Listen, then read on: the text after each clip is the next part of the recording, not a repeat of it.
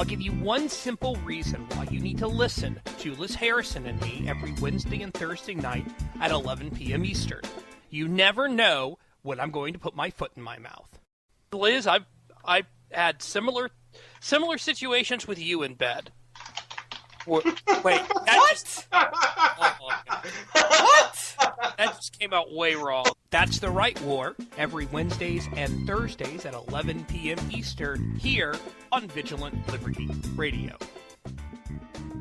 Hi, this is Jason Dibbler, co-host of Q with a View, heard every Tuesday night at 9 p.m. Eastern Time on FTR Radio. Right now, FTR needs your help in making the jump into the 21st century through some long-needed equipment upgrades. This is where you, the great and loyal listeners of Great Conservative Talk Radio, can really lend a hand. Visit GoFundMe.com/helpupgradeFTR right now. Your assistance, no matter how small, will help to ensure that FTR can continue to offer some of the best conservative radio on the interwebs. Your donation of $50 gets you up to 60 seconds of airtime on FTR Radio 4 times. For $100, your ad will run 10 times, or if you don't want to run an ad, you can have 30 minutes of FTR airtime to talk about anything you want. There are other thank yous for other levels of giving as well, but those are some pretty great offers. We hope you'll consider making a small donation to help keep quality conservative talk radio alive and thriving on the internet. Visit GoFundMe.com/helpupgradeFTR today. Thank you.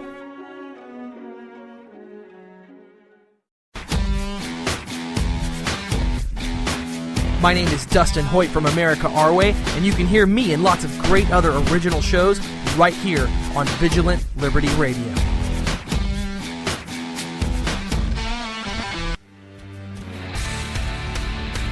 Hi, this is Mary Chastain of Breitbart News, and you're listening to Vigilant Liberty Radio.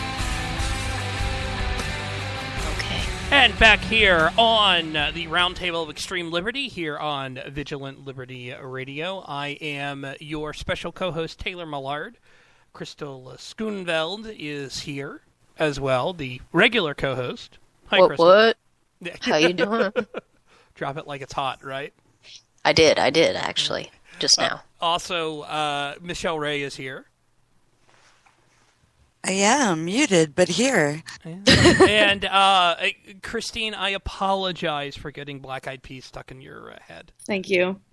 Also, the reason why we played the Mary Chastain liner is she is going to be the guest on tomorrow's edition of Right War, which you can hear right here at 11 p.m. Eastern on Vigilant Liberty Radio. Be sure to be over at the FTR radio chat, though, because, you know, simulcast. So, there you go. There's your tease for tomorrow. Mary Chastain is going to be on. There is no better tease than Mary Chastain. I would know. She does seem like a big tease. I like that. Actually, she's really not. I would. she's my soulmate. Like, her poor husband, I feel so bad when we're together. Like, he has to put up with both of us.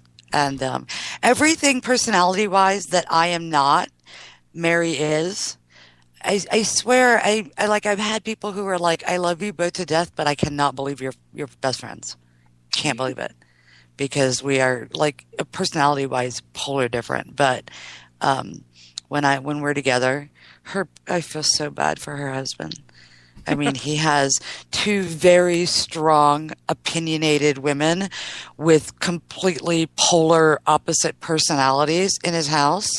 And when he's dealing with the both of us, I swear, like, if he had a gear shift, it would break in the way he has to, like, change how he deals with talking to both. And I'm there often enough, like, and, you know, I'm pretty much just, I walk in and I'm part of the family that, you know, really, I feel so sympathetic towards what he must go through in preparation, knowing that I'm going to be there when I'm getting ready to arrive.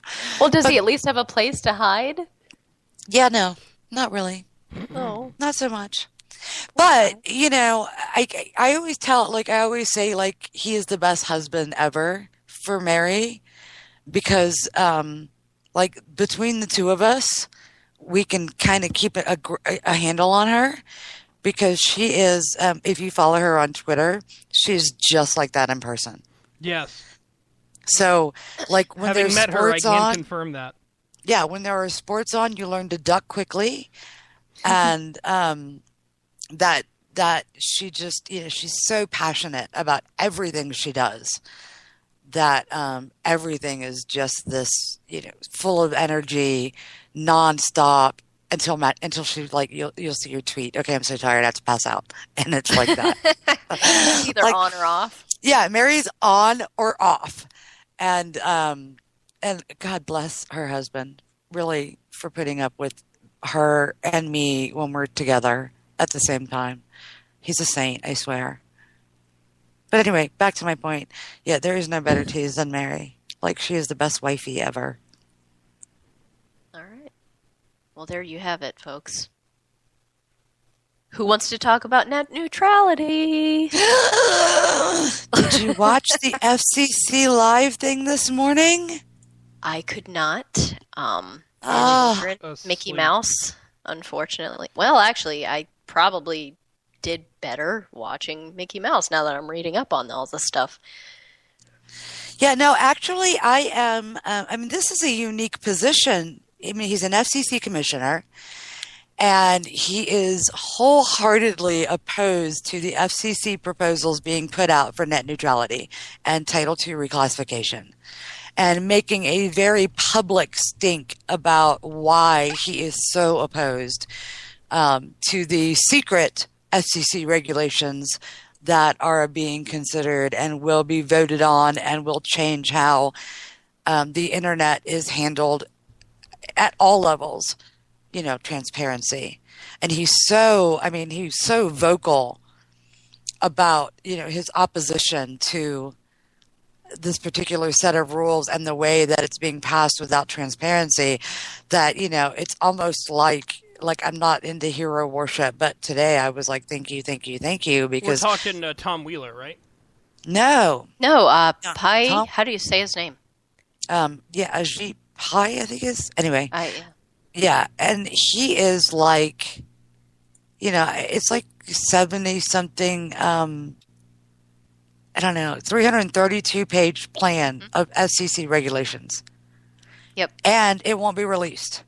But it does include Title II reclassification of the internet, which means that the internet would be run, managed under the oversight of the FCC in the same way that terrestrial telephone and things like that are managed, which is bad enough. It means they have control over competition and expansion and pricing and things like that. But one of the things people don't realize is that there is a whole set of legal precedent that come with data collection across public utilities. And the minute you classify the internet under Title II, that legal precedent is likely to apply. So there you go. So about Tom Wheeler, he is the guy who is saying we can't release this information. Yeah, and Ajit Pai is the one who attacked him today. I mean, to basically sum up his statement, and I have posted this in the chat, the American people are being misled about President Obama's plan to regulate the internet. Last week's carefully managed rollout was designed to downplay the plans of a massive intrusion in the internet economy. Mm-hmm. And yeah, the FCC released a 4-page document explaining the major points, but there's 332 pages in the entirety. I'd love to know what was in that, because one of the things that I'm not a big fan of is, passing these massive bills. Yeah, right. Well, this is the same administration that passed Obamacare. I mean, and then people, before this was even on the table yet, as soon as he said net neutrality, this is what we're moving in on, we're like, oh, shit. We knew exactly what was coming down the pipe. Yeah, and, the fact, also, just to clarify, this is not a piece of legislation. There's no congressional input on this. Nope. They are behind closed doors, writing this 300 and debating this 332-page piece of legislation, or I'm sorry, piece of regulation, like it is a done deal. They're just, their assumption is that this is done. They're just writing new regulations. There's no congressional input. There's no process where anyone publicly has any input into this. That is outrageous. I tweeted today that there were protesters during this hearing today, and I posted the link to it in the chat room, yelling at this guy that most of the country wants net neutrality. And I'm thinking, and he replied, well, I wish they could read this, because they don't even know what they're protesting for. I would love to be there just to protest the lack of transparency. Mm-hmm. What do you think, Christine? I'm not really fully sure what I think about everything yet. I need to study the issue more. But I see a lot of people like my generation are really for it. So I think that if we're going to be against it, we need to explain why in millennial terms, because nobody really understands what's happening. Well, because they just listen to the headlines, or they read the headlines, they see what the president's saying, and it's all rainbows, unicorns, free, cheap internet, and it's going to be great, and everybody's going to have really fast connections, and we're all going to hold hands and sing Kumbaya, all of that. Well, and they asked him today about that, about the difference between what the public has been told and what he was saying, and he said, are you saying that Tom Wheeler and the FCC panel are lying about what's in this thing? And he said, no, I'm not going to say that they're lying. I'm saying that they're putting the spin, and he actually said it, they're putting their own spin on it to sell it to the public. But the fact is, they don't, they're spinning that 4-page document they released, full of talking points, and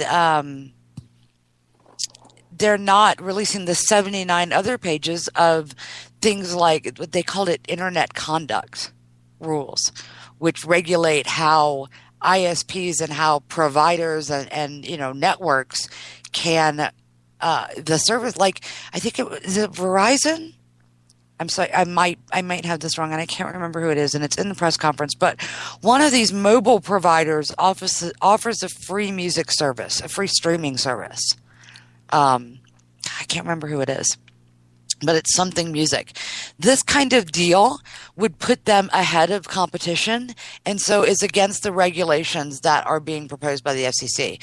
They would have to have this supposedly level playing field and not be able to distinguish themselves as a provider from competition to gain new customers. I mean, that kind of, this is legitimately going to stifle competition. Mm-hmm. I actually like what Christine said, and she said that we have to put it into terms that millennials can understand. That's something that I've really been trying to think about how to do that, because I've been reading Road to Serfdom by F.A. Hayek, and it's an amazing book, but most of the people on this call, and probably most of the people listening to this show, know who F.A. Hayek is. If I say, I remember I made a comment about, I'm reading Hayek right now on Twitter, I had 5 other people say to me, so are you doing, what did Selma Hayek write? Did she write anything? I'd read it. When I'm writing, I do what I call the Jack test. My little brother, he's a sophomore in college. He's an engineering student. And if I'm unsure about whether I should explain something further, like saying reading Hayek or whatever, I text him, do you know what this thing is, or do you know what X, Y, and Z is? And if it's yes or no is what he's my average American that I base everything off. He's my litmus test. So if I can get my brother to explain it, I know I've done well, but that's just how I judge things. If that makes any sense. Yeah, it does. Yeah, because I think a lot of the times that younger generations are just kind of forgotten about until the very last minute. You need votes, and then you try to speak to them, and sorry, the other side already took them because rainbows and unicorns. But there's got to be a way to combat that. Yeah, you start at the very beginning. Which is a very good place to start. Yeah, you don't. Yeah, you don't scramble at the last minute to explain your positions, to explain why